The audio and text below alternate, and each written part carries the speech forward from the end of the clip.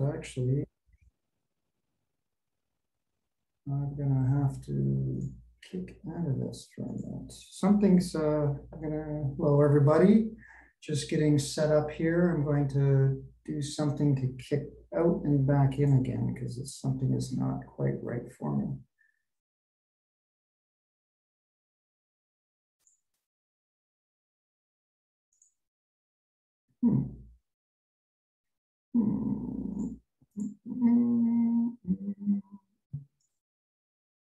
I don't have my menus.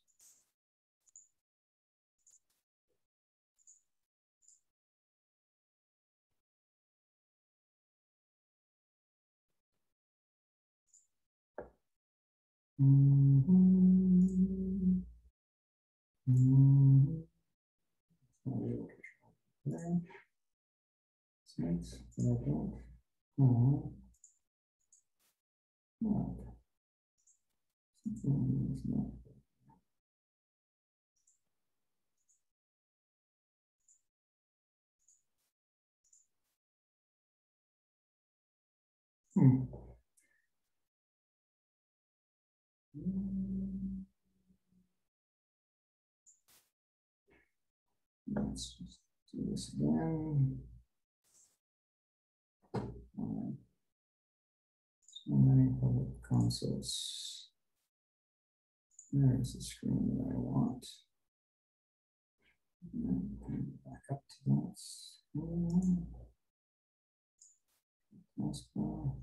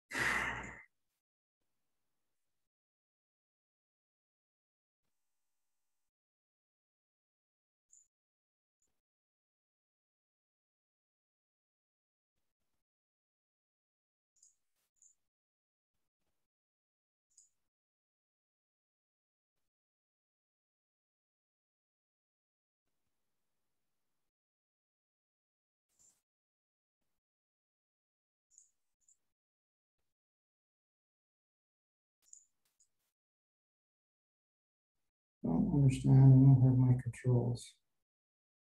Lost everything.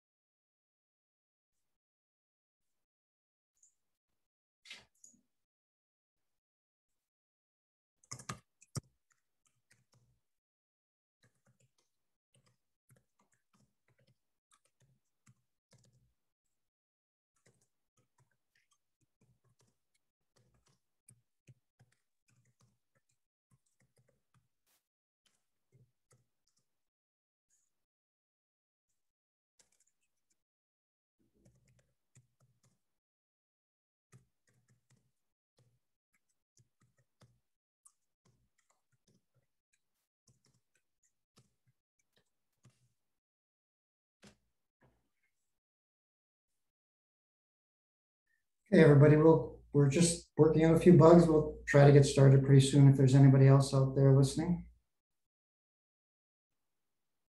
Fair enough. Okay, got it.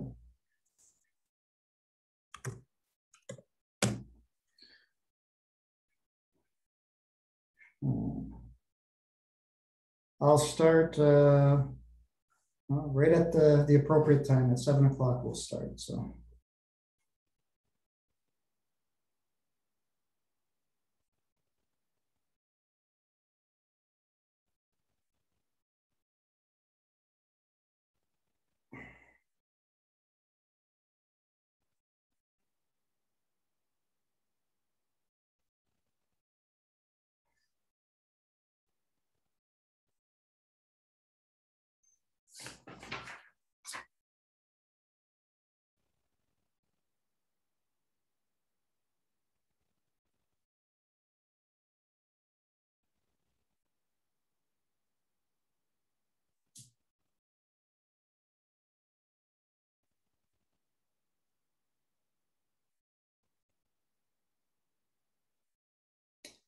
Okay, I guess it's time to begin, everybody.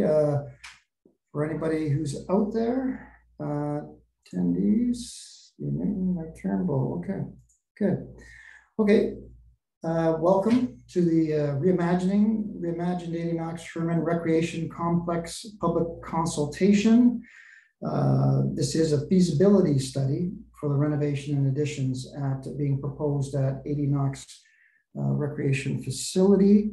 Oh, I can see I'm still having a little troubles because I don't have the screen. There we go. That's better. Then I lose that. All right, I guess I'm sorry. I'm just having to check something. The views change, and I find I have some things, but I lose other things.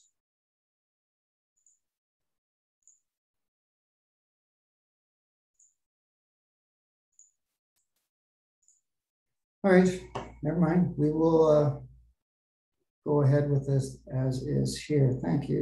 Okay. All right, so there are actually this is the third of 3 sessions. This is the final session. What happens here, a little housekeeping, is that speaker video will be turned off for most of for this presentation, so that you can see the full presentation. All the attendees will be muted. Please participate through the Q&A answer window, which I see is already happening. If you have any technological issues, please also use the Q&A window to try to get a hold of somebody who is supporting us here. All presentation materials, including the fillable comment form, will be posted on the city's website, as will this presentation and the previous 2 presentations are already available. And yes, this presentation is being recorded. We're going to go through the presentation. I gave you a little brief insight into the introduction and purpose. I'll give you a little bit more in a minute, do the presentation, and then we will have a Q&A session at the end where you can write in, and I will try to respond to those questions. My name is Anthony Jemmy. I'm principal at Archon Architects, Inc., and we are the firm that was hired to do this feasibility study. Stephanie Steers is also on in the background. You may hear her later on from our office. And there are 3 other consulting firms that have assisted with this effort in doing the feasibility study. Haddad Morgan and Associates, Structural and Civil Engineers, Jazzle Engineering, Inc., Mechanical Electrical Engineers, and MCW Custom Energy Solutions Limited, who helped with the Green and Inclusive Community Buildings Grant Program in designing energy efficiency and sustainability features for the project as it tries to approach a net zero building. Tony, sorry to interrupt. Yep. Just want to remind you, you need to share the screen. Oh, I'm not sharing the screen. Oh, it is shared. Okay, yeah, there's something a little different, but I will, I'm going to redo that. Make sure I got the right one. This one.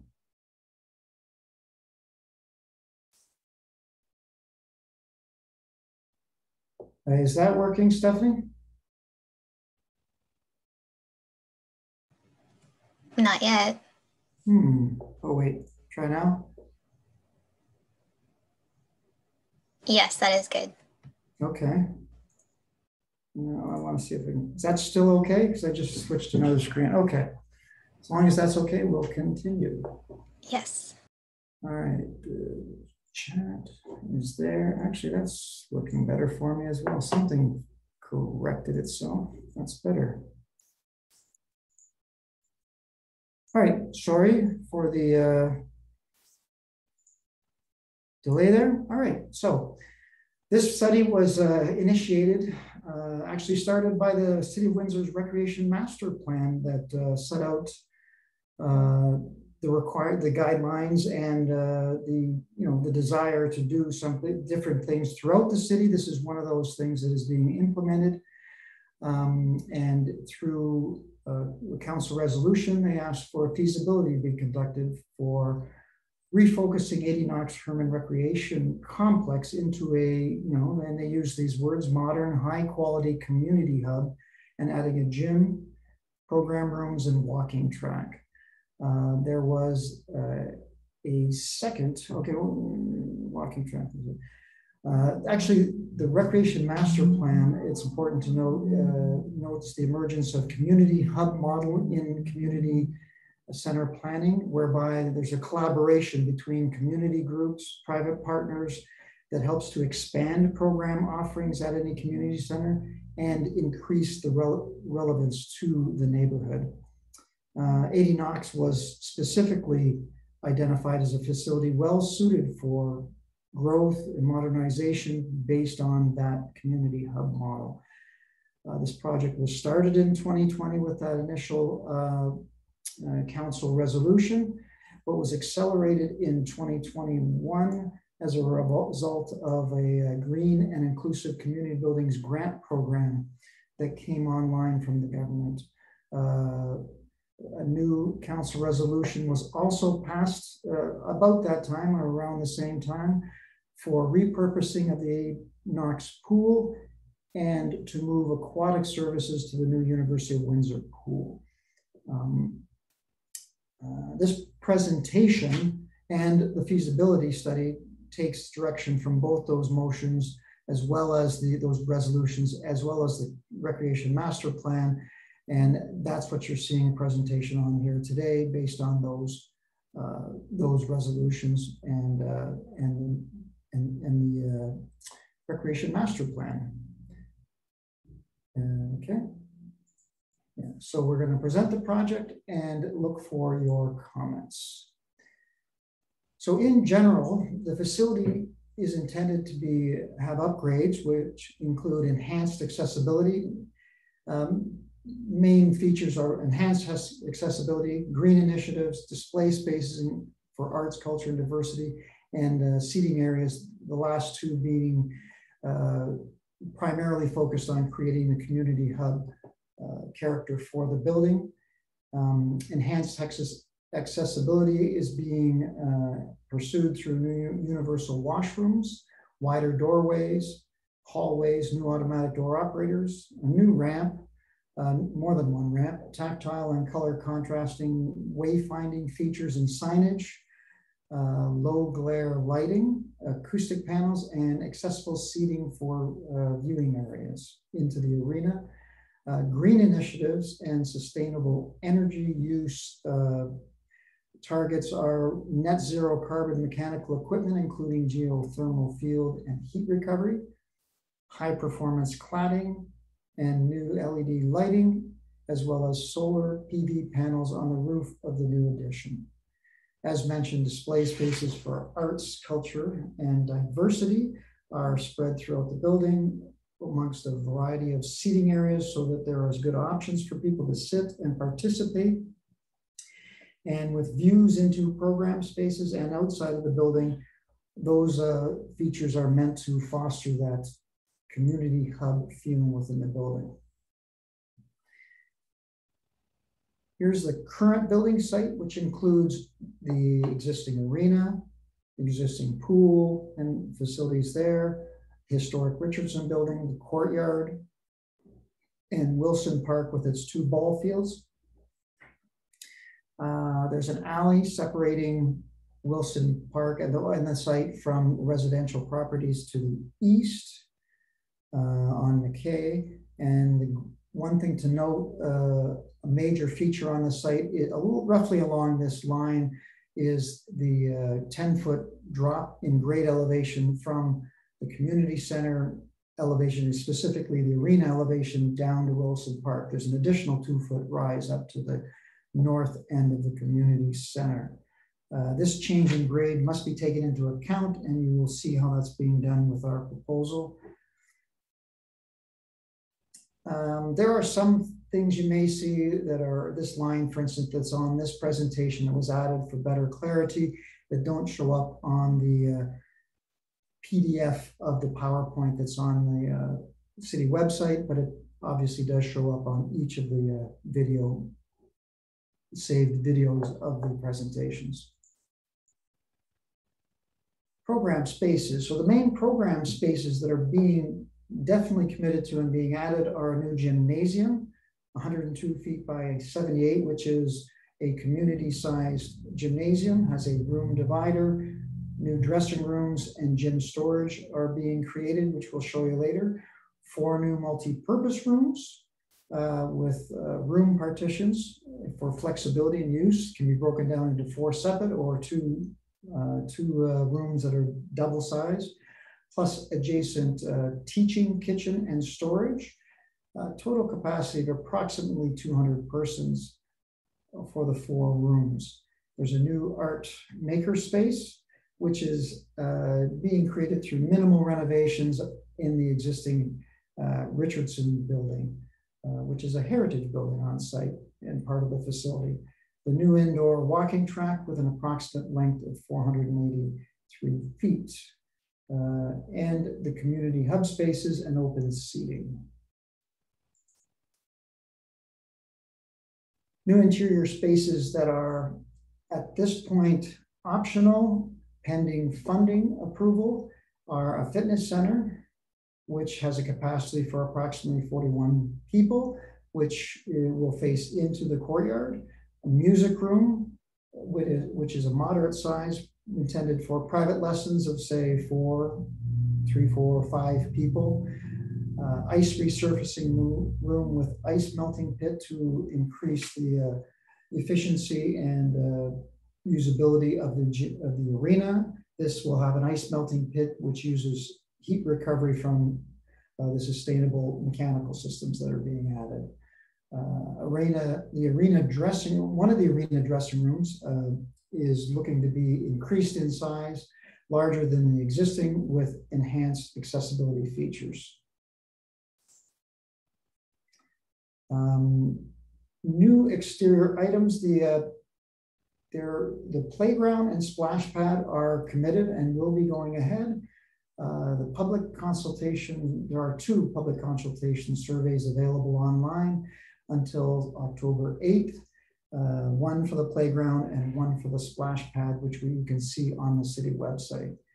Optional items in the park, again, pending funding, are an outdoor walking track of 1/3 of a kilometer in length, tennis pickleball court, and a basketball court with flex court ground surfacing. So here again is the existing building, and here for the first time you're seeing the proposal for the Reimagined Adie Knox Center. This includes, I'll just quickly go through the legend here. Blue items are committed program items. The dark red line is the outline of the existing facility. So anything inside of this line would be, if there's work being done, that's being done through renovation. Anything outside, that's being done by addition. Blue denotes program items that are committed both inside and outside, and also in the addition. Darker blue being within the building, the darker colors being within the building, the lighter colors being within the additions. Optional items are shown in a rose color, darker inside, again, the additions, and more of a salmon color outside of the additions, outside of the existing building, but actually in the additions. seating areas. Actually, the yellow denotes the circulation space in the building. Take note of this large area here, which is the main Galleria corridor, one of the main design elements for the proposal, which helps to organize and rationalize the site and the facility. There are seating areas are in orange, both inside the existing building and in the addition. What else is there? Gray areas on the plan will be largely left as is, except for upgrading, such as LED lighting and painting or refinishing, but by and large are not experiencing any major renovation efforts. I'm going to zoom in to the floor plan. And again, you can see the dark red line is the outline of the existing facility footprint.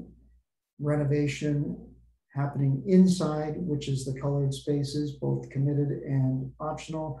Outside is the lighter color is the additions to the building, again with the program spaces and the committed and optional program spaces. Just to give you an oversight on what we were thinking in designing this building and what we've arrived at to help organize this project through the design concept, just to give you some insights. The existing building, if you're familiar with it, has had multiple past additions, has some good facilities, but is largely a collection of spaces without a strong organizational logic between them. With the new design, we hope to provide a focus for that and help give you an organization that's clear, easy to follow, and readable by people coming into the facility. The Galleria, which I mentioned and you'll see, is the new main corridor, a north-south corridor. That stretches the building south towards the park. There's a central reception desk at the focal point of that corridor, which is also at the focus of the original north corridor. And that focus, along with the seating areas either side of that main reception desk, serves as the main unifying diagram for the facility. Again, campus-style, high-quality community hub is the goal. There are 5 main seating areas that help to support that goal. This will show you the plan, and overlaid with that was the diagram indicating the main organizing features, the Galleria corridor, the north corridor, offset at this focal point, which includes the reception desk, which has control of both corridors, and the 2 main seating areas on the east side and on the west side. There are other seating areas, but that is really the main diagram organizing this facility. You can see there's also a west entrance that heads towards Life After 50, the daycare. And what this organization helps to do is we have a main corridor for circulation, for gathering, service spaces up against the arena because there's no opportunity for windows there, program spaces to the west side, which are visible and controlled by the desk and can take advantage of views out to the west, to the park, to the existing trees that we've tried to maintain, the mature trees in this part of the facility of the park, as well as views to Life After 50 and the Gothic Revival Church across McEwen. What you start to see here is civic functions, institutional civic functions around a common, like, so there's an institutional neighborhood being created here with the daycare, the community center, Life After 50, and the church across the street, as well as the park. And then from there, this Galleria expands the facility south towards the park and opens it up to create a new south entrance here, which gives you access to program items in the park and the new park and the new parking area. Here you see the main organizing feature I've spoken about several times. This is our concept for the new main Galleria, which includes in in a different color, the walking track with ample room to circulate beside that and in between that in the seating areas, and display spaces that seem to be a fairly flexible space that can be programmed in different ways and arranged in different ways. This is the view from the reception desk to the south entry. The corridor off to the right gives you access to the program, the 4 multi-purpose rooms and the teaching kitchen, as well as the storage for those. Additional program rooms are on the right-hand side. Also on the right-hand side here on the west side would be heading towards the west entrance towards Life After 50 and a large sitting area here. On the left side are washrooms, change rooms, service rooms, basically service spaces for the facility. All right, here you get to see the pop-out image showing exactly where that image was taken from on the floor plan at the north end of the Galleria looking south. And I've spoken to that, I think, enough for that, but that just gives you an idea of where it is at in relation to the other spaces. The next item I want to show you is our concept for the family hangout area, which shows how we've carved out a seating area out of the former lobby space of the arena, which had other spaces in it, which was quite chopped up. Our intent is to open that up as much as possible so that it works in conjunction with the reception desk and the north end of the Galleria to create the focal point for the facility and make it very easily understood as to where you're at in these main spaces. This space has got a tiered seating, which reflects the difference, 2-foot difference in elevation from the arena up to the north part of the recreation complex. The intent is to rebuild the ramp and the stairs to make that more grand and to create these seating areas and add more glazing into the arena so that families, especially we see here, probably used mainly by families with children participating in events in the arena. They can sit outside, they can see in from up above. There's a section here that we're indicating would be an ideal spot for seating for barrier-free seating, raised up a little bit to give a better view into the arena.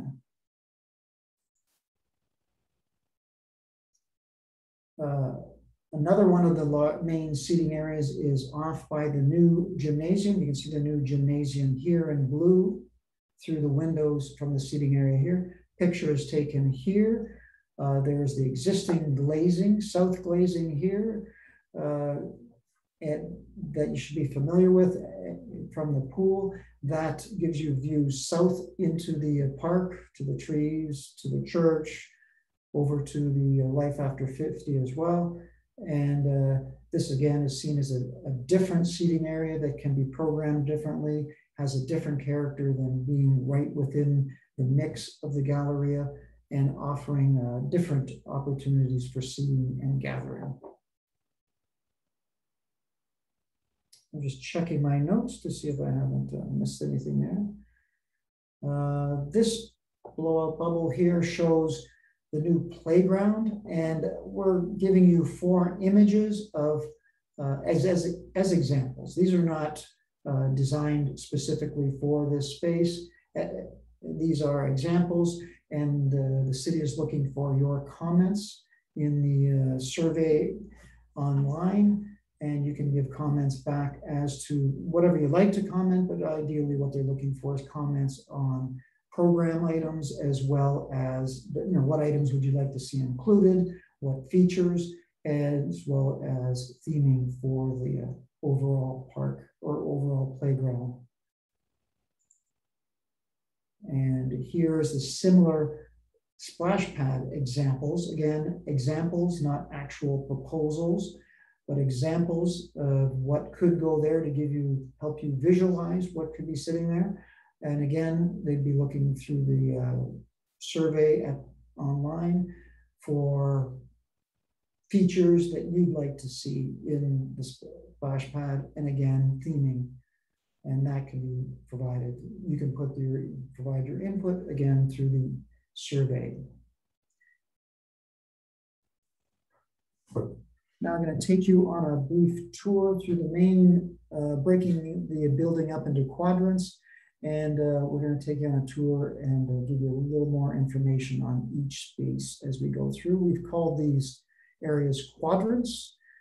Here we see the new gymnasium quadrant with we're going to rebuild the change rooms, which are currently the pool change rooms, into purpose-built dressing rooms for the gymnasium. These dressing rooms will have increased facilities for accessibility, width, access, as well as a new larger gym storage room. You can see the seating area that we talked about previously, just outside of the gymnasium with glass wall there, so that they can in from the seating area, you can see what's going on inside. The existing family change room will remain largely as is. There may be some minor changes, but for all intents and purposes, it will remain as is, since it will function rather well for the gymnasium. There are some optional spaces that would be support spaces for staff, lunchroom, custodial, and new offices, as well as additional multi-purpose storage and additional storage related to the gymnasium or seating area. One thing to note here is this corridor is existing. We've extended it further into for the gymnasium and the seating area. As well, we're going to open up a new connection through down to the central reception area at the head of at the reception at the north end of the Galleria, so that you can connect directly through to the gymnasium, more directly through to the gymnasium from the sitting areas and the Galleria. It'll have stairs, a wide staircase, and a ramp with a low slope for that to facilitate that access. I don't know if there's much else to talk about here. I think that's covered. The next area is up in the northeast corner of the facility. We're calling this the Courtyard Quadrant, and because the facility is largely faced onto the courtyard, the fitness center and the new music room, which are provisional items, are intended to be built into the courtyard so they can take advantage of the courtyard. And the original Richardson building will remain almost completely in the round as it is, except for the connection, which would be improved, but it as well would be viewed from the courtyard and would enjoy views into the courtyard from the art room makerspace.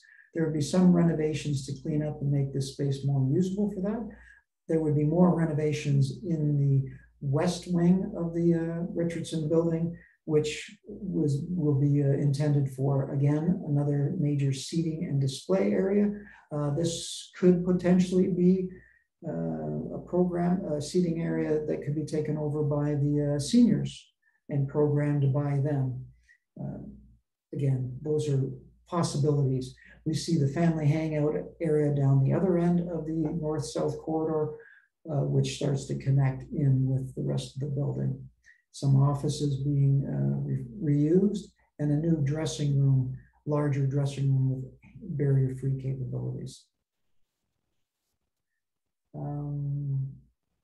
Okay, I don't know if you're connecting fitness center music room. I think we've covered those items pretty well.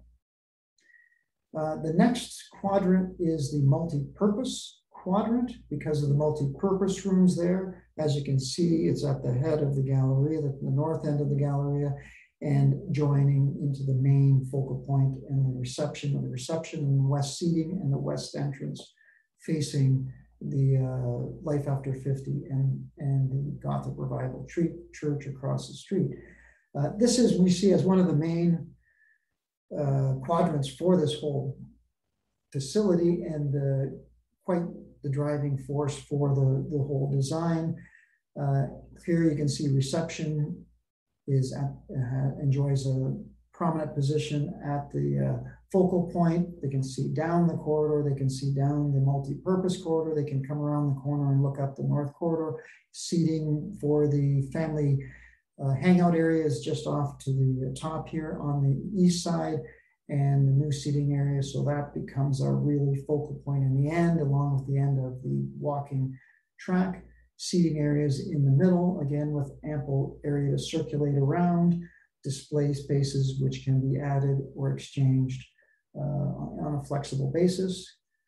Program rooms which are available for multiple options and uses. Kitchen directly access through to one of the multi-purpose rooms that can be joined into two. So this could serve directly in here. The teaching kitchen. It is meant to be a teaching kitchen so that students can come into the kitchen to learn about cooking, as well as make use of the room outside of it with the kitchen in conjunction for teaching, or the kitchen can be used to serve commercially food into these rooms or any other part of the facility. Storage for the multipurpose is right across. And as mentioned previously, we have service rooms, mostly washrooms, men's, women's, and family, as well as a new universal washroom and a custodial closet on the east side. Again, we see this as the heart of the Reimagined facility. The last quadrant of the facility is the south end of the Galleria, which gives you the new south entrance. Also, you can see here that as you come off the end of the Galleria, there's a large grand staircase which navigates that 10-foot drop down to the lower lobby and the park level. As well, we have an elevator which would be available as you enter off of the lower park level into this side of the elevator. It would go up, 3/4 of a level, open on the opposite side, so that you can access to the Galleria level. There was a question raised previously as to why we didn't have ramps, indoor ramps. The 10-foot drop really at a 1 to 12, minimum 1 to 12 slope would mean 120 feet of ramp, plus you can't go down 120 feet in one shot. So you have to have stops along the way. You'd be upwards of 145 feet of ramp, which would just add a lot of square footage to the facility length. And, then you're having to work that into a floor plan and still have both sides of the corridor workable and accessible, which was difficult from a design standpoint. The facility already has put in more square footage to accommodate this Galleria space as the main gathering organizing space for the facility, which is already a premium in square footage. So the decision was made that, yes, for several reasons, including economics, it was best not to try to put a ramp inside. There is intention to look at putting an exterior ramp system up the slope, up and along and back up the ramp system, so you can come in this upper entry there, which would allow you to maybe go out this door and down the ramp as a relief from being in the space, so you can get outdoors. And there may be seating areas along the way or other exterior program items along the way there as well.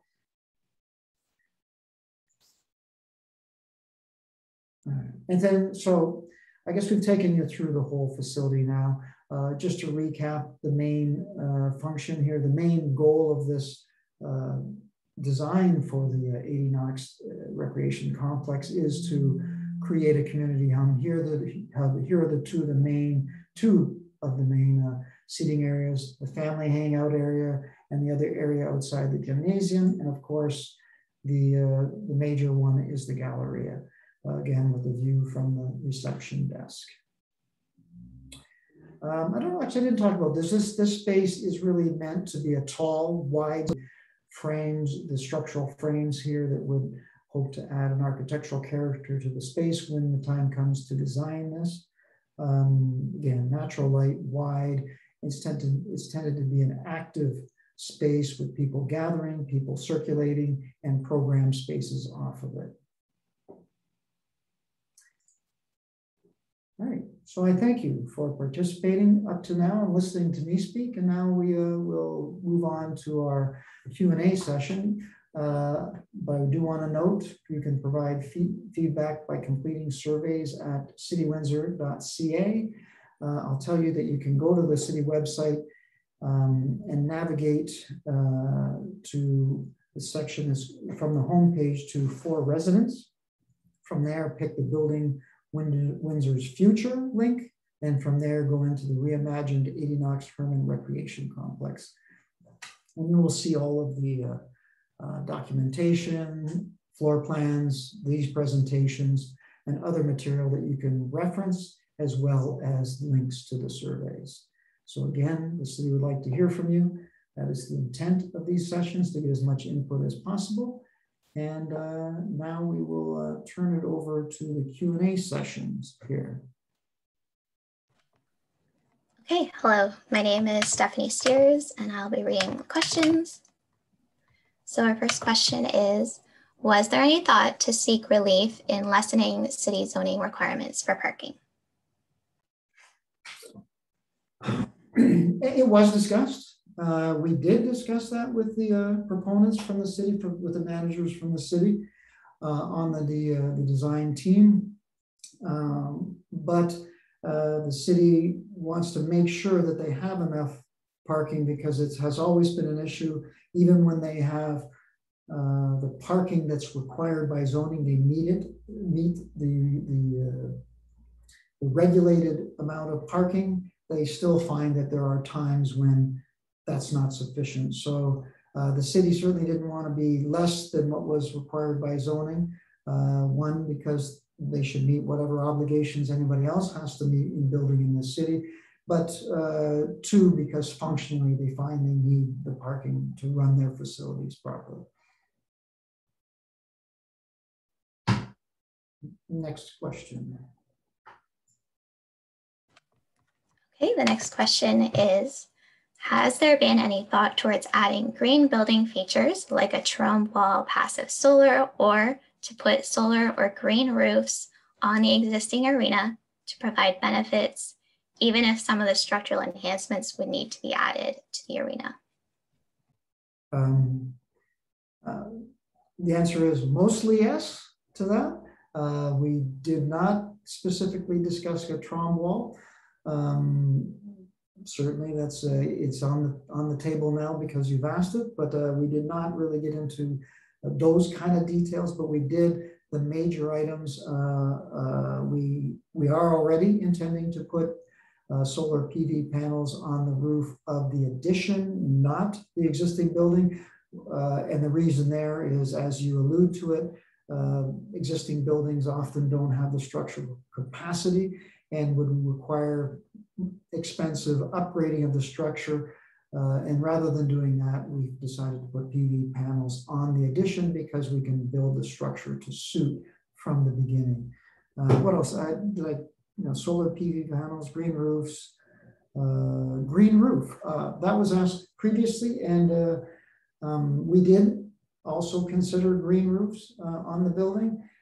Unfortunately, this is a one-story facility, and putting a green roof, although it would have some benefits, wouldn't be able to be taken advantage of fully because people wouldn't necessarily be able to. It's not like you can see them from a second floor space and thereby enjoying the green space a little bit more. You'd be up on the roof that not too many people would be able to see it and enjoy it. As well, that's a very expensive item. Green roofs are actually one of the more expensive green initiatives you can undertake in a building.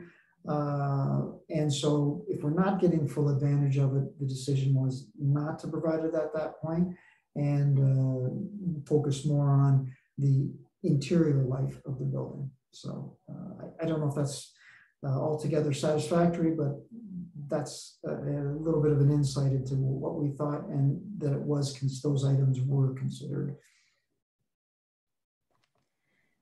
So the next question has a few parts to it. Has permeable paving been considered? And where are the trees? And is there any stormwater filtering or slow release features? Okay, so actually the permeable paving was something brought up again by somebody, an attendee at the previous meeting, I think the last meeting, and asked if we had considered measures for mitigation of heat island effect because of the large parking area. And I guess I had to admit at that time, and again, it hadn't yet been considered in detail at that point, but certainly is something that should be considered and will now be considered, and we'll decide if, as part of the recreation master plan, whether we definitely make that a requirement or something to look into. So yes, permeable paving or colored paving are two options for trying to mitigate heat island effect and runoff.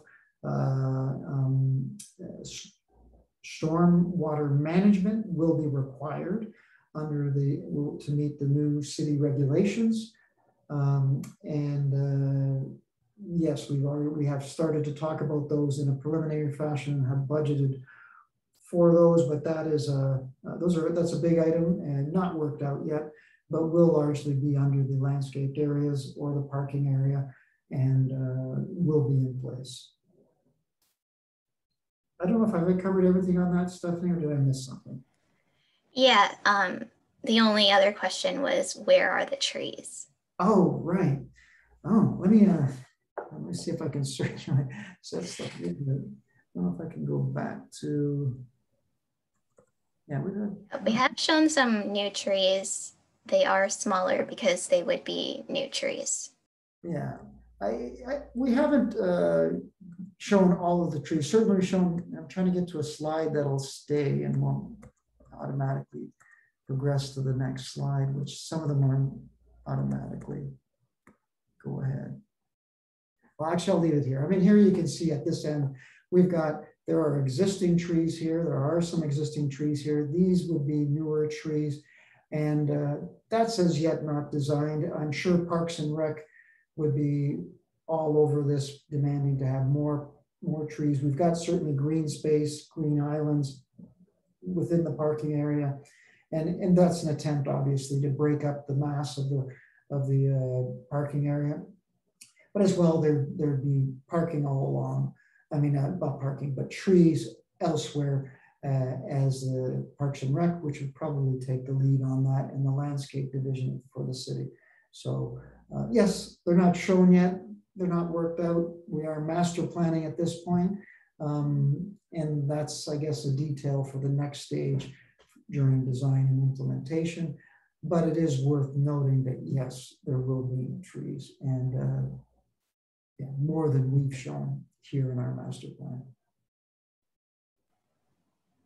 Okay, and the next question is, with such a large space of the Galleria, will it be sufficiently used? And will these dispersed seating areas be counterproductive to intimate social gatherings? Oh, good question. Can you just repeat it, Stephanie? I'd like to hear that again, just to make sure I'm sure and understanding exactly their intent. So with such a large space of the Galleria, will it get sufficiently used? Okay. And will these dispersed seating areas be counterproductive to intimate social gatherings? Okay, well, I guess the Galleria, yes, it is a larger space. So will it be used?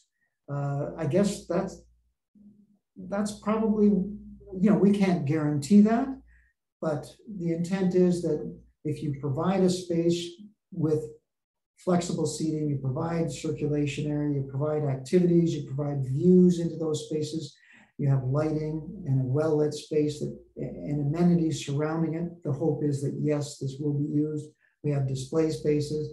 I think as well, a participant in that will be the community groups who may have a say in what goes in there in terms of programming. as well as obviously the City of Windsor and the Parks Department who will be running this in terms of programming for the overall facility and display spaces and maybe even events in here. So I guess the sky's the limit in terms of use. We are trying to make sure as designers, as architects, create the space that would support that. But yes, there's the space itself, and then how it's used in the future is the two go hand in hand, and they're both dependent on each other. So you couldn't have the gatherings unless you had the space that could accommodate it.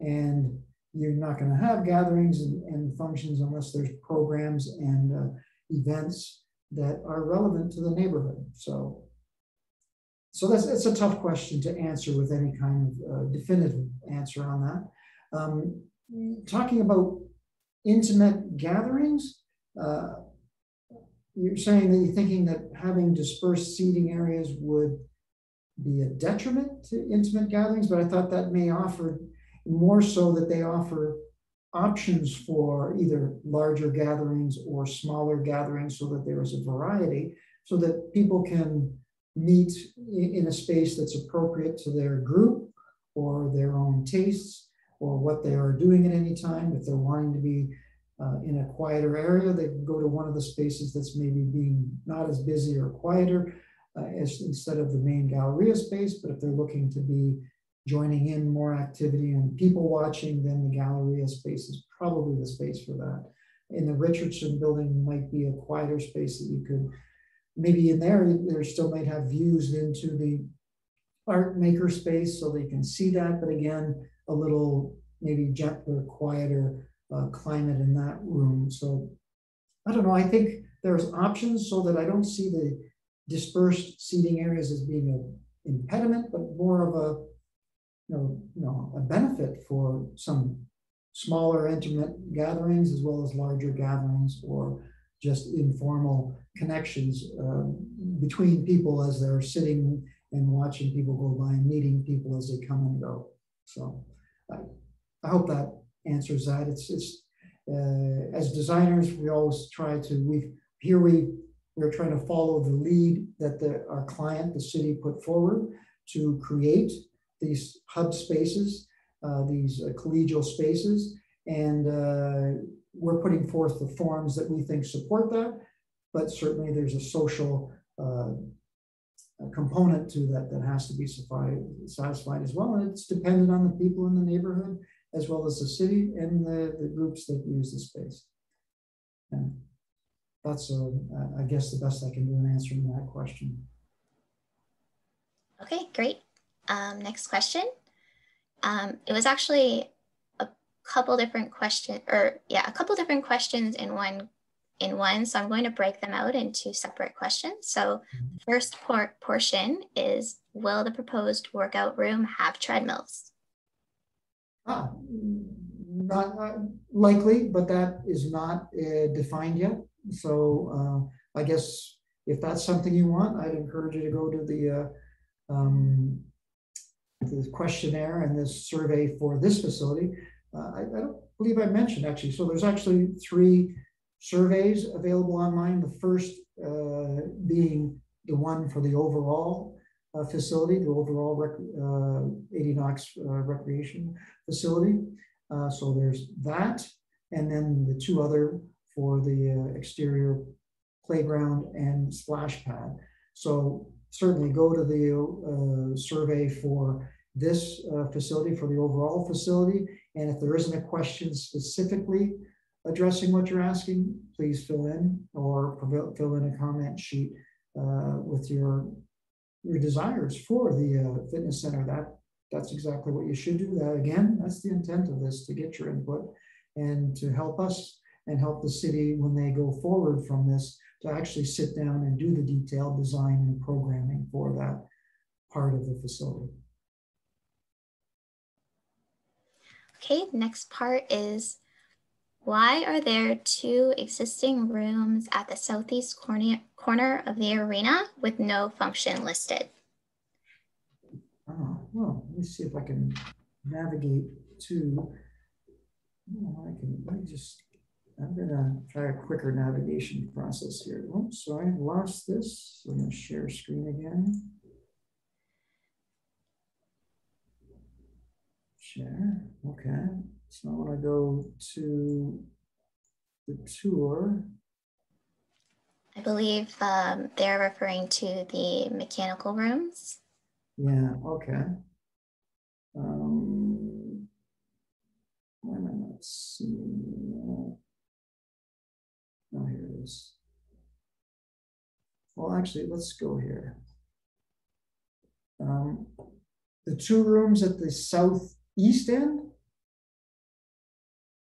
I don't think I can. Yes. Southeast, well, that would be The two mechanical rooms. oh, those would be, oh, inside of the existing facility. Oh, that's, Yes. right now, those rooms are the Zamboni room and the ice making room. So the Zamboni room here, there's actually, you can see there is the former pathway or the current pathway of the Zamboni that goes down the hill and dumps its ice in the park here, which would not happen once this addition of the new Zamboni room and ice melting pit are added. But right now that is, yeah, it's like a garage for the Zamboni and repair of the Zamboni ice making facility here. This room would stay. If this addition goes ahead, then some, if not all of this space would be available for repurposing in the future. So yeah, that's what if that's the two rooms you're referring to. So they're service spaces right now. Yeah, and they'll be remaining. So why is the new Zamboni room optional? And what happens to the existing dog leg, in quotes, parking lot near the southeast corner of the arena? I guess I've just kind of partially explained that. It's optional. The city has decided to make that screen sharing and stop as a shared window is closed. Okay. Stephanie, you can see the screen right now? Yeah, you're still screen sharing. Okay, all right. I guess that's an old, when I went off. Okay, so yes, it's optional, I guess, for monetary reasons. That was a decision made by administration and council that these items be optional pending the funding. And yeah, so they're hopeful at getting these but I guess that's the reason. It's a fiscal policy decision. The L-shaped, the elbow-shaped parking area would disappear if that does get built. So, and that would be given over for parkland or whatever in the detailed design at that point. Because right here, there's this large slope coming down the hill. Okay. Yeah, okay. So next question is, has the existing two-sided street parking on McEwen been considered for fulfilling parking requirements? And the two-sided parking on the street? So the street parking, is that what they're referring to? yes. Wow. And the question goes on, has parallel or angled parking been considered in the alley? And why do the two parking lots need to be connected with an angled roadway? Oh, okay. Well, so again, as I understand that, they're asking whether or not, and I think the intent is, can we reduce the amount of parking here based on having parking on both sides of McEwen Avenue? Yes.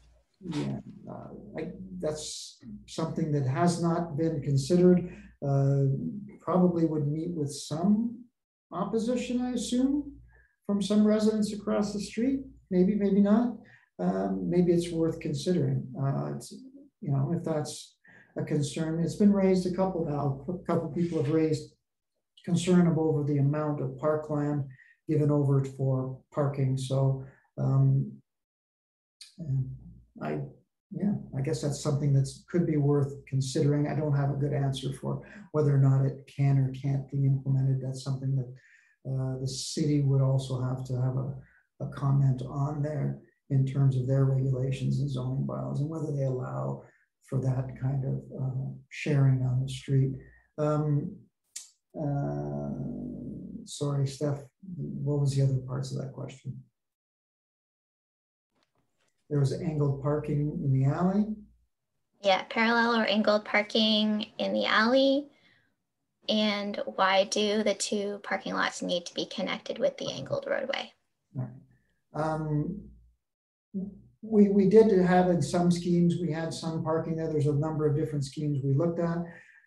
This was the way we settled in here to keep the parking out front as opposed to that far away from the, or at least right along the back line there. But yeah, when it comes to the final analysis, this is a proposal here for this layout of parking. It can be adjusted in the future, so it could be worth revisiting that decision. The angled, why are they connected by an angled interior angled driveway? The angled driveway is because of the slope. Rather than heading straight up the slope, which would be a steep rise, specifically for buses, and maybe people, if there's sidewalks along it, would be coming too steep. So, and also this gives us a benefit of giving enough room here to have a bus lay-by, bus drop-off here, and that the buses can continue on and circulate out. So there is circulation patterns within here that are being considered for buses coming in, dropping off, and continuing and heading back out in a kind of an orderly fashion, as well as loading here, again, circulating around and back out as well. Oh, looks like we're, well, I think the lines are there, but they're just very light. Some of the lines are a little harder to see. Yeah. Yeah, so I guess, yes, so that is a possibility of, and we did have some spaces in some schemes. Sometimes it's just better to keep things all together so people know where they're at instead of spaces dispersed all over the site. And a little easier to maintain, a little easier to police as well. But again, that could be something reconsidered in terms of parking layout. Okay, next question. Can you consider exterior ramps in a landscaped terrace plan? Sorry, say it again, Stephanie. Exterior. So it sounds like they're asking about exterior ramping, similar to what we had discussed in the last presentation. So they're asking about, can we do an exterior ramp in some kind of landscaped terrace plan on the exterior? Well, that is actually, that has been discussed and is being considered for the slope here. There's a rather steep slope that comes down and finishes just before the splash pad, and that is being looked at, I guess, as a possibility for having a pathway that comes in, ramps up in sections to roughly down the other end, and then turns and comes back up here as a suggestion, so that you can have an exterior ramp system up in an addition. I can see that being a rather nice feature in addition. Right now, it's kind of the back of the arena. There's no windows there, but maybe that would enliven that area and bring people to it, and maybe make more use of it as well. This area here is being left largely open for future, I haven't really said this, but future program spaces if they want to be added on and attached into the side of the Galleria. So that's part of the logic of the Galleria space, is that it's a corridor that which you can then add program spaces off the side of it. So there is room for expansion. Yeah,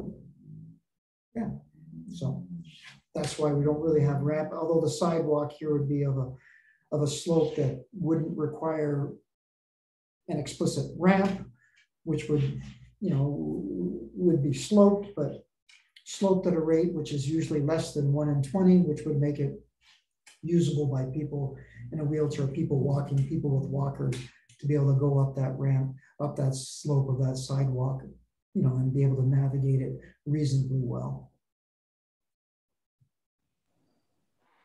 Okay, great. Next question is, why has the therapeutic hot tub not been kept in the new design. This is the only accessible hot tub that could be used for therapeutic use in the city.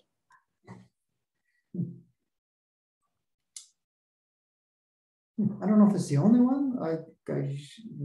Only one that's accessible. I guess you could be correct right now, especially since Windsor Water Road is closed. But although the aquatic center downtown does have, it is heated, the other end of the pool, but it's not a hot tub. Yeah, I can't really get into that. That was a decision taken by council. And our directions were to proceed without that.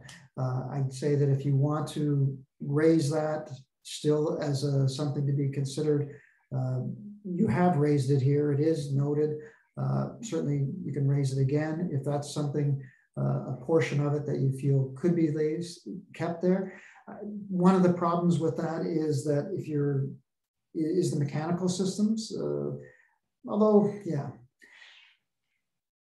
if you get rid of the main pool and you just have part of the pool, then you still have a pool mechanical room. So that could have been part of what entered into the decision by council to not keep any of the aquatic functions, because then you don't need that type of physical plant there to support it.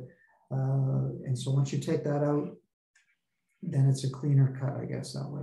And I'm not sure what facilities are available at the new aquatic center at the University of Windsor and recreation complex there, where programming is going to be offered there. But maybe somebody can educate me on that portion as well, but I don't know that. But again, that was outside of our scope of work in terms of this study. Okay, next question is there space for a handy transit bus to drop off people without impairing cars in the lot? Yes. Again, I think I mentioned that. We have a main entranceway here, circulate around, and there is a bus drop off here. So that it does exist. And I can tell you it will exist. That's something that the city specifically said had to be in the design, and so we've accommodated it here.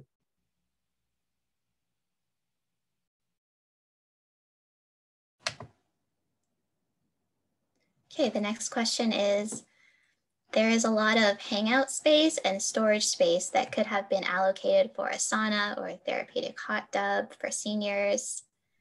What was the reason for leaving out the pool and hot tub? I guess I'm going to have to defer and say that I've already answered that. The storage space we have on site, I would say is not extravagant. I'd be a little worried that we may not have enough, quite frankly. So I'd be a little bit leery of taking storage space out for another use there. You need storage space to support the other functions in the building. So but as to the question of the aquatics being removed from the facility, that's a decision and a direction that was given to us. So unfortunately, I'm not the person to answer that question for you. Okay, so sorry, I'm just trying to keep track of the questions because there's a lot more today. So, how many handicap parking spaces are there, and what is the distance from them to the areas that people with disabilities would use? Well, maybe Stephanie can help me out here. There are 4 barrier-free spaces at the south end, at the south entrance, 4 barrier-free spaces at the north end. I can tell you that's more than is required for the facility. There's actually, there's 2 other ones, existing ones in the existing northeast parking lot where you could come in the way you come in now. And in terms of how close are they to facilities that they would make use of? Well, I'm assuming that they would be able to make use of almost any of the facilities. I think there's even talk of possibly retrofitting the arena for for our barrier-free use as well, but certainly there's access, barrier-free access being provided to some of the to the seating areas. And I guess the closest to the heart of the facility would be these barrier-free spaces at the north end. You come in and you're at very close proximity to the west entrance. You're right inside the facility and you're right close to the reception desk. I don't have an exact distance, but I can tell you that's probably comparable to just about any facility, being as close as possible to the front. Maybe, I'm sure you could be slightly closer, but it's a very comfortable distance. This is a little bit further, but again, barrier-free spaces down the sidewalk through the vestibule in the lobby, and then up the elevator to the main space. So I guess if you're looking to get close to most of the facility, would be these set of barrier-free spaces in the north parking lot. But again, I don't have a specific dimension. Well, I mean, a space is 20 feet long, so 40 to 60 feet to the main entrance and another 40 feet to the reception desk, in that neighborhood. Okay, next question. Are there separate men's and women's change rooms entering into the gym? Yes. Actually, go to this slide. We can zoom in on that a bit more. So here is the new gymnasium. Currently, there's doors in here to the men's and women's change rooms. Those are being renovated into definitely a men's and a women's dressing room, with the existing family change room still being there. So there will be 3 change rooms providing access directly into the gymnasium. And I guess these change rooms may also be used for the fitness center if and when that goes ahead.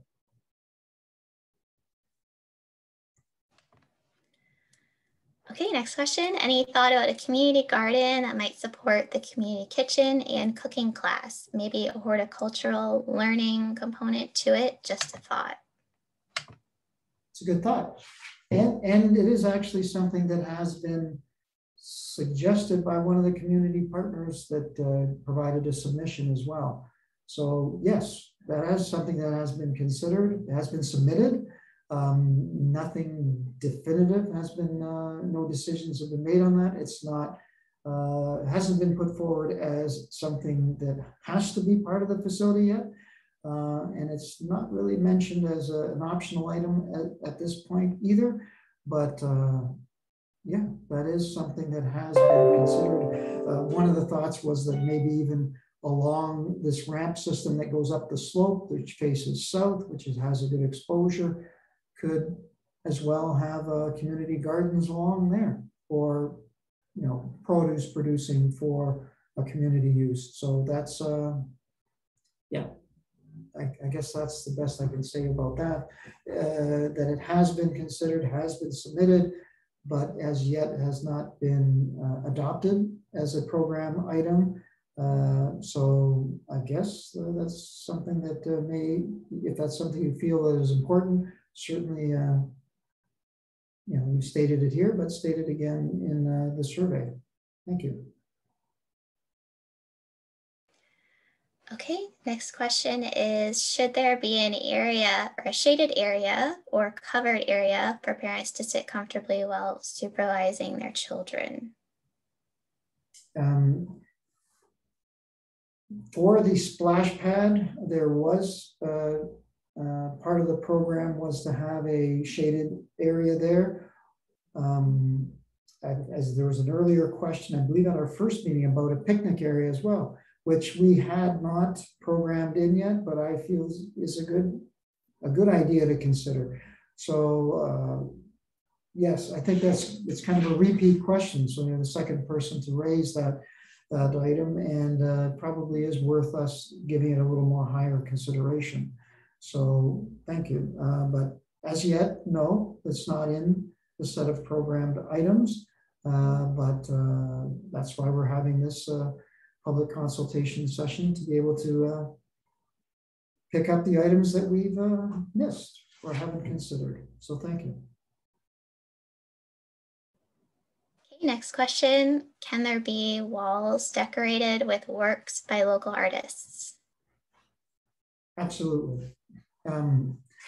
There is a, without zooming in, yeah, let me just see, I can probably go to this one.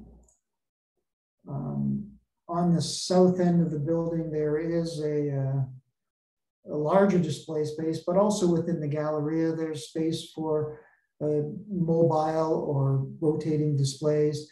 There is wall space throughout the building and the facility. I'm sure that there could be other areas that could take advantage. There are some existing display, one in the north end of the building right now.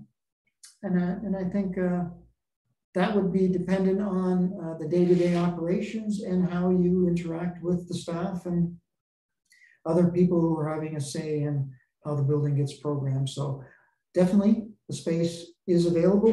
We've identified specific display space or flexible space, as well as some areas within the seating. So yes, we would actually encourage it to help bring some more life and interest to the space so that people can come there and have something to look at as well and interact with and see some of themselves in the space. So yes, the answer is that's certainly a possibility, but don't stop there.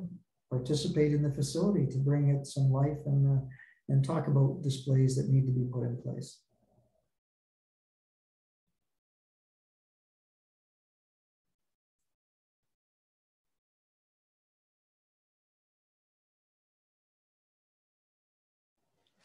Okay, next question. Why are there so many parking spots that are taking up former baseball diamonds? Is baseball not viable in this neighborhood anymore? Is a soccer pitch not viable here as well? So direction was taken from the previous study, the recreation master plan, and the items that were seen to be, and they took a look at the whole city, all of the facilities, where our facilities needed. And I guess I'd have to go back, and you can go back and review the recreation master plan on the city website to see what was said about, in general for the West End, our baseball diamonds. I know there's a lot of baseball diamonds, certainly at Micmac Park, the very good high quality diamonds, and elsewhere. I have a sense that the baseball diamonds here were underutilized, not of a standard that there are better diamonds elsewhere. And I think that was part of the reasoning, and part of the reasoning that it wasn't a high priority for this site because they're probably accommodated elsewhere. So we didn't do that study, and I certainly read portions of it. I'd say that I would have to refer back to that to see, why. But over the course of of our study here, it was determined that both baseball diamond and soccer field weren't on the list of priorities for this site. So we responded to those items that were put forth as being priorities for this site. Parking, again, unfortunately, is a necessity. Being able to run this facility, if this facility becomes as successful as we in the city hopes, you're going to need parking for people to come here. Certainly, if you can promote more active transportation, public transit, and those sort of things, that's an ongoing argument throughout the city. But at this point, at this state, this is the requirement really to have parking of this level on this site for this facility. So there may be a number, it may vary because we've also took into consideration some possible future program rooms or spaces so that we weren't left short. So we had to plan for the worst case.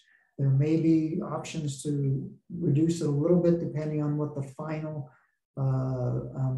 space ends up being in the building. But I mean, ideally, we get to full build, we get to get all of the program spaces that are shown and maybe more, in which case we'll need the parking that we're showing. So that's the reality of that, that it's, in order to run the facility, parking's needed, the city needs that. And they've found in the past that if they don't, then their facilities suffer. Okay, there's a question here. Where will funding come from?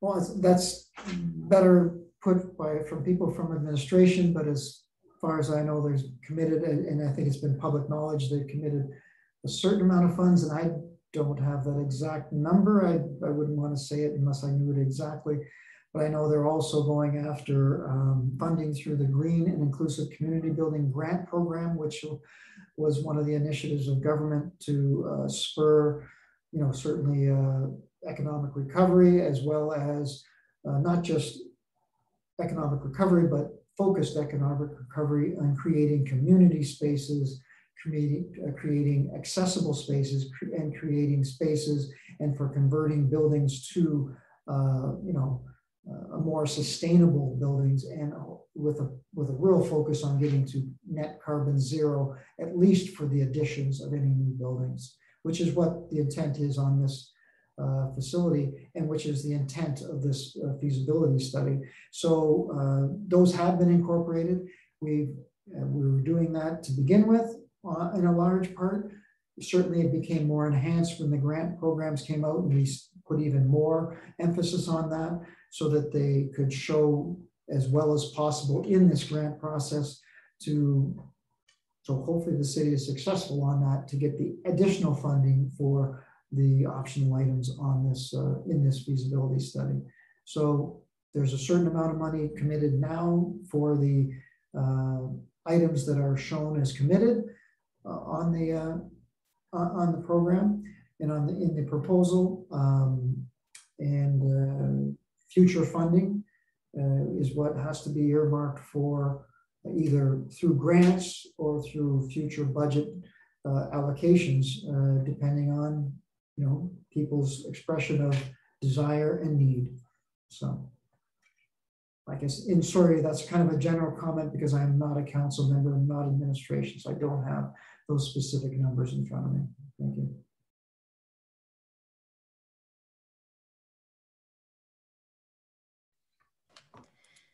Your plan include a study of the need for another gymnasium in the city, the need for more rooms because of oversubscribed city rec programs, and what exactly do you base your plan on?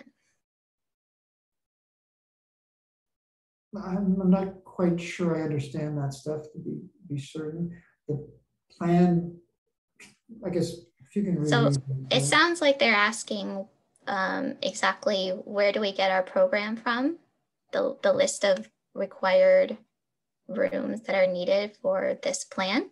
So that would be from the recreation master plan and city administration and discussions, and we have had some consultations with community groups. So there's some development of those program items, but largely the main thrust is from the recreation master plan, which was tasked with identifying what recreation needs and the community service needs there were in Windsor overall. And so that was tasked with creating an overall plan for the city so that it was logical, balanced throughout the city, and balanced against what the existing facilities are. So that was again, the recreation master plan sets the tone, sets the main guidance for the program spaces you see here, as well as some additional discussions.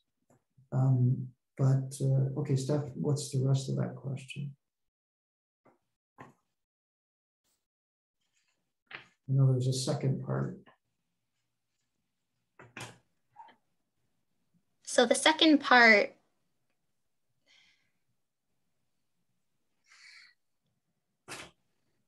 well, you can just reread it. Yeah, okay, I'll reread it. Does your plan, so the whole thing is, does your plan also include a study of the need for another gym in the city, the second part of the question is the need for more rooms because of oversubscribed city rec programs. So that would have been, all of that would have been the purview of the master plan study. Yes. So not us. Yeah. Yeah, I think you've answered the question. Okay. All right.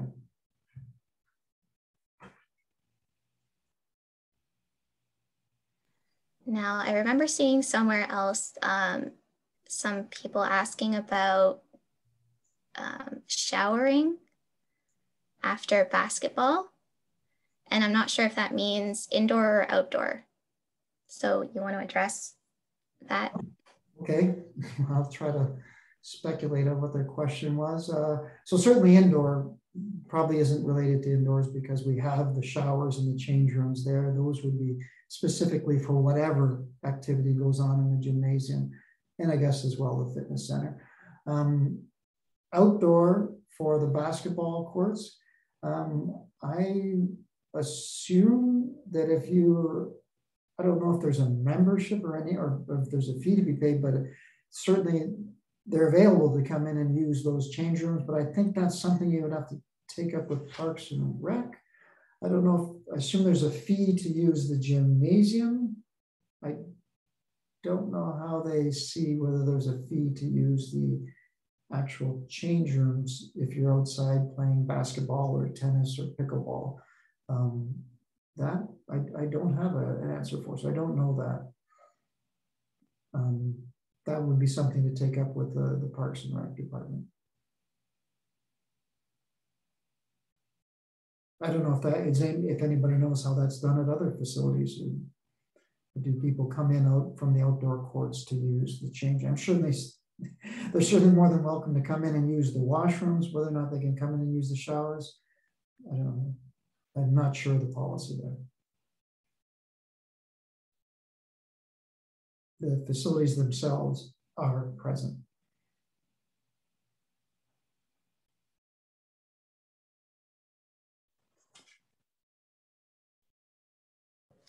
Oh, yes. Okay. So there's a comment here.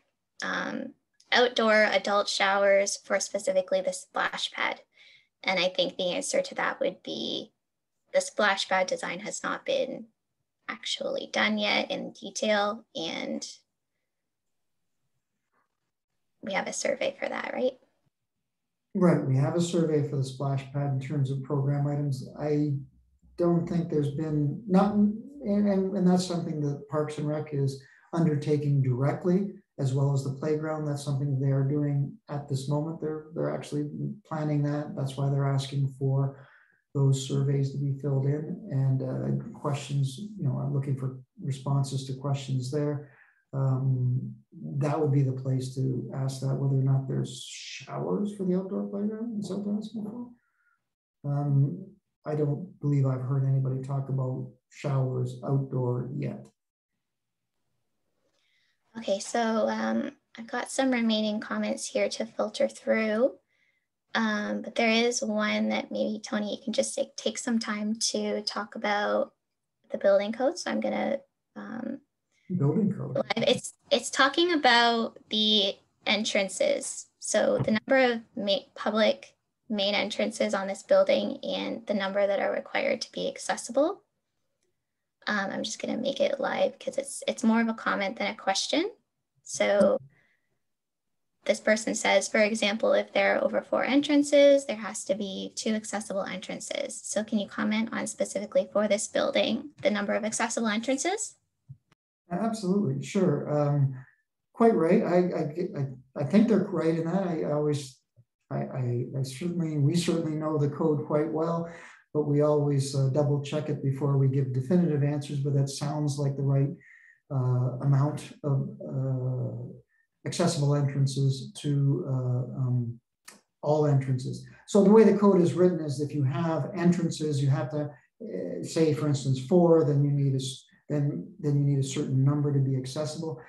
We have no problem with that. In fact, we're going beyond that requirement. The building, we're not going to be looking to just meet the minimum requirements for accessibility on this building. Again, one, right from the start we weren't, and then it was certainly increased even more once we were trying to go after the green and inclusive community, green and inclusive meaning accessible or inclusive for all reasons, right? Community buildings, grants. So yes, we have gone beyond the requirements in the building code. The three main entrances definitely will be accessible. The north entrance, the existing one, the south and the west entrance, the new south entrance. The city has directed us to, put in the requirements of the feasibility for the eventual designers, that as many entrances as possible. There's an entrance back here as well that a lot of hockey users or arena users make use of. That would probably also get, for instance, a automated entry. So that entrance would probably be renovated to get an automated entry. So there'll be more than are required by code. And certainly wherever it's deemed to be important to get to. Like for instance, we're talking about a ramp system to get up the hill. At that point, I would think that we would have to have a barrier-free entrance at the top of the hill, which only makes sense. So yeah, the intent is to make this building as accessible as possible, even inside with certain built rooms, providing barrier-free or at least automated entrances into things like the gymnasium and the arena, things like that. So that as much as possible, making it absolutely as accessible as possible.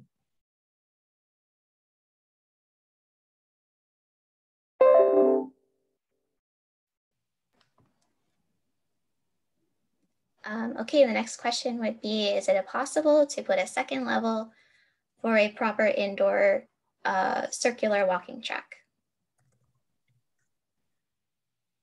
Sorry, I was just reading something. Is it possible to get another circular indoor walking track someplace? I don't think they mean another. I think they just mean an actual walking track designated separate. Oh, separate from the Galleria space or from a sort of public space. I think it would be difficult at this point. There would have to be funds allocated for that. Since we're not really adding a lot of times when you get in a new arena, the mezzanine space above at the top of the seating is set up as a walking track. But yeah, that would be difficult to carve out another space. But one thing I will say is that there are opportunities to zoom in a little bit on this floor plan, or at least that's a little bit closer. That's not what I wanted to do. Let me just see if I can go back. I'm gonna escape this and go right to a view that makes sense.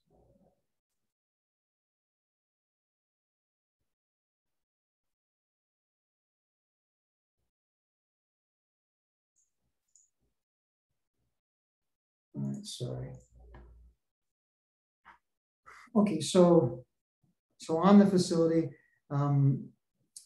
yeah, there is the track here. You can circulate. There is the opportunity to also circulate up to the north end of the building into the Richardson building and back down. There is a circuit around here that could be made use of. So there are other informal corridors that are not specifically identified for as a walking track, but so somebody would certainly be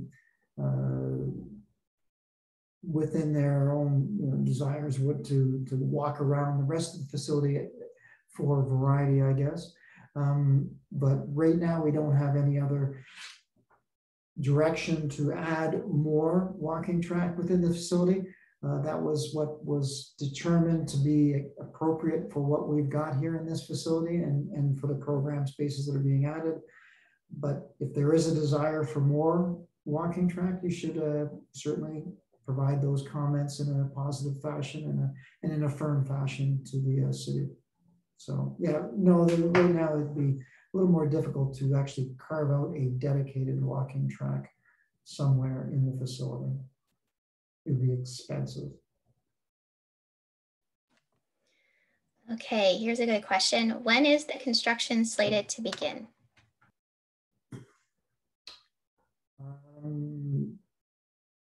I don't know as we have a construction date settled right at the moment yet.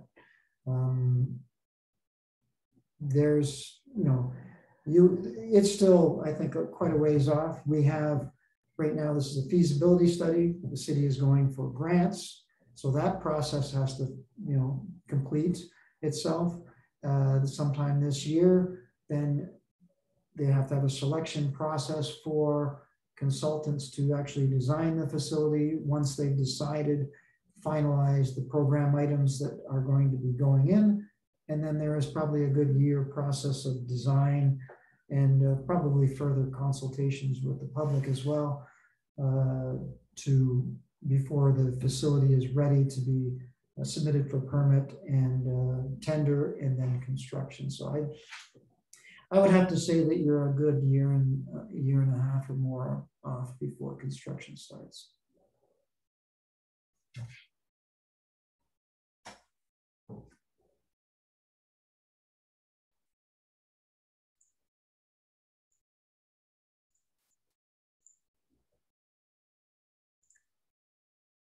Okay, I think you may have answered part of this question, but I'm just going to read it again.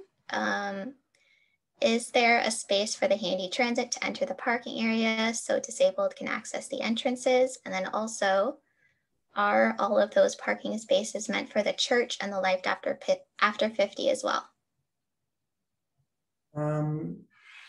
So yes, as we said before, handy transit or other buses are meant to come in, drop off, and continue out of the facility. So they are accommodated. Parking spaces are for the facility, not for the church and not for the life after 50, unless there was some kind of sharing agreement between the city and those entities for an event or for whatever. So yeah, no, the parking spaces are at this point intended for the Adie Knox Recreation Complex.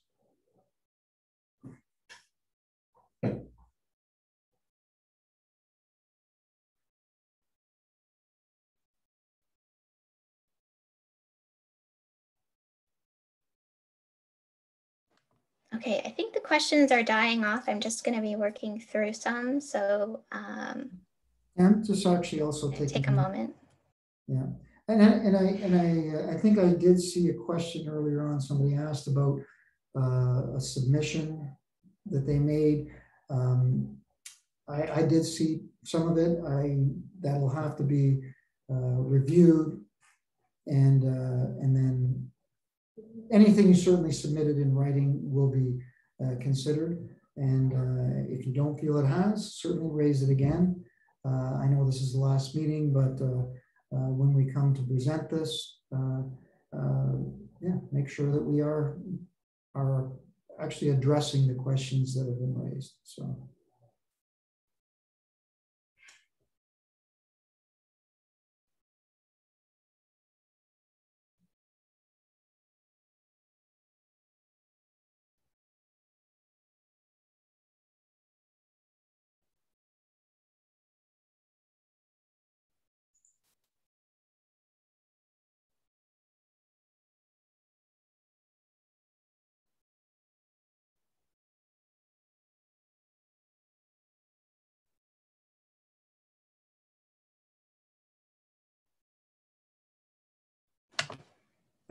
I know, Stephanie, I can see some, I can see some of the stuff, not the whole list of stuff from the Q&A session. Somebody was asking about access and busing. Yeah, probably wouldn't be able to give a very good answer for this, because that's something for the city.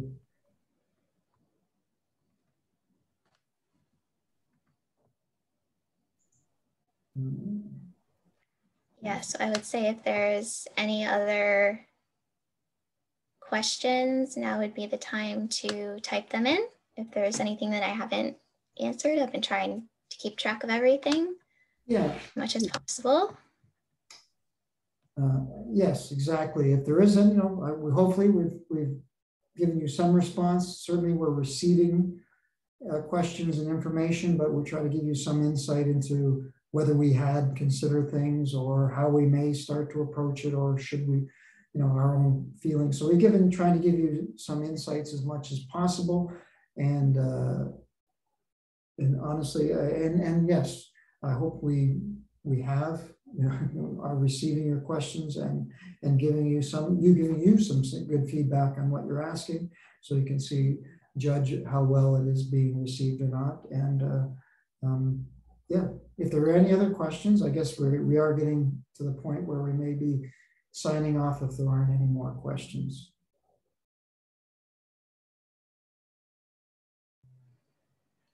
Okay, so there's one question here. The city's recreation plan has a graph showing the high percentage of seniors, and as the city grows, can you explain how your plan is specific to seniors and their needs? I guess there would be quite a few things there.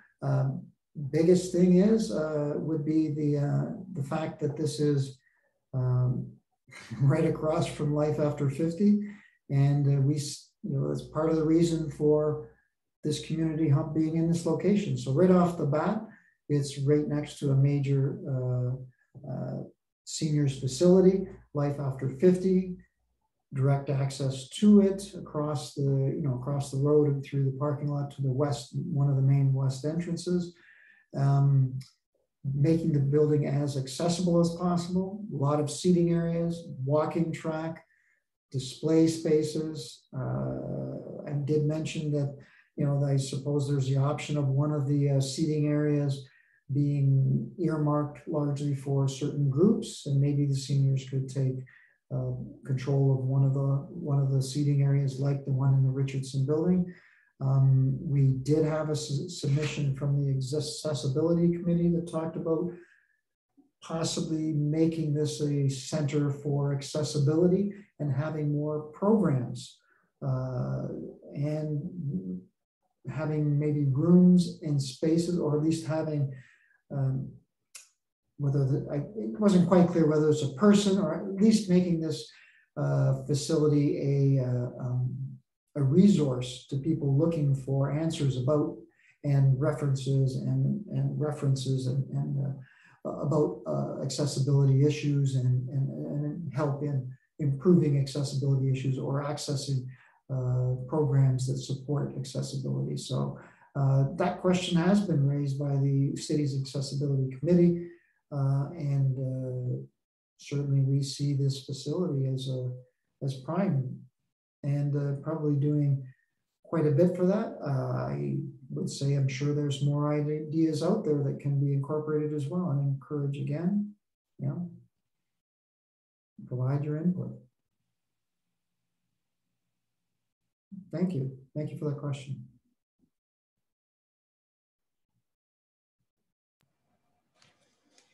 Okay, so I believe we've talked a lot about the walking track already, but I do have a question here still. It says, is it misleading to refer to the corridor as a walking track?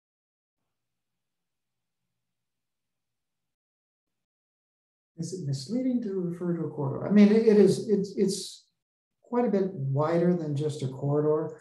And the intent is to certainly, you know, combine those two activities so that it enhances, so that they work together. So is it misleading to combine them? Or I think it's actually a positive thing to combine them, is the way I see it, so that there is an active ambulatory activity going on there, as well as people can be circulating as well.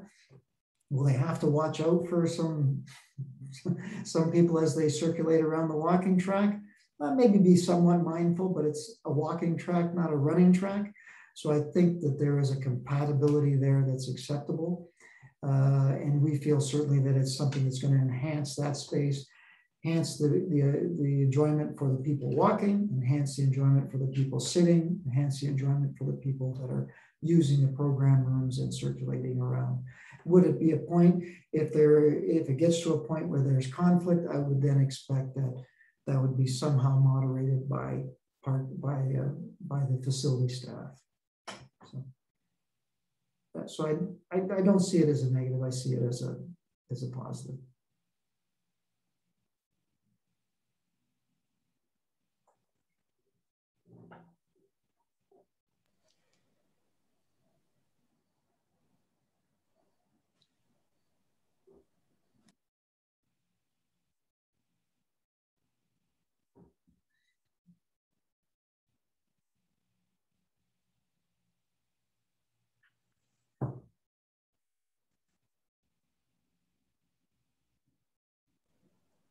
Okay, just going through some questions because they're still coming in.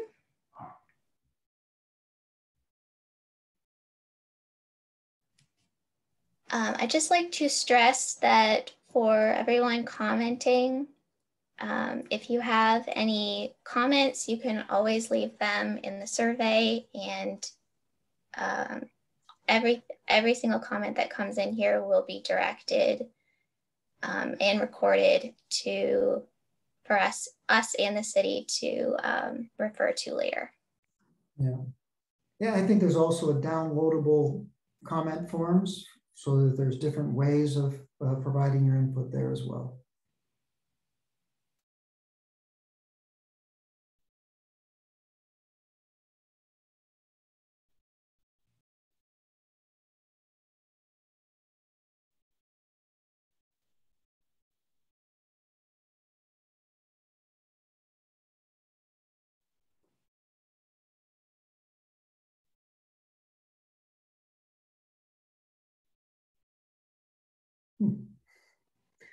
I've certainly had a lot of input tonight.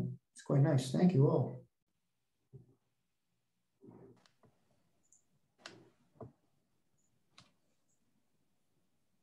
Okay, so yeah, I think this is good. We've been here for about an hour and 40 minutes. I think it's a good time to end the session. Yeah. Looks like a lot of the comments are mostly just comments and not questions, or at least if you have any concerns, please fill out the survey and we will get your feedback. Okay? Yes. Thank you. Yeah, and there will be transcripts of the discussion that goes on here as well that should be available online. All right.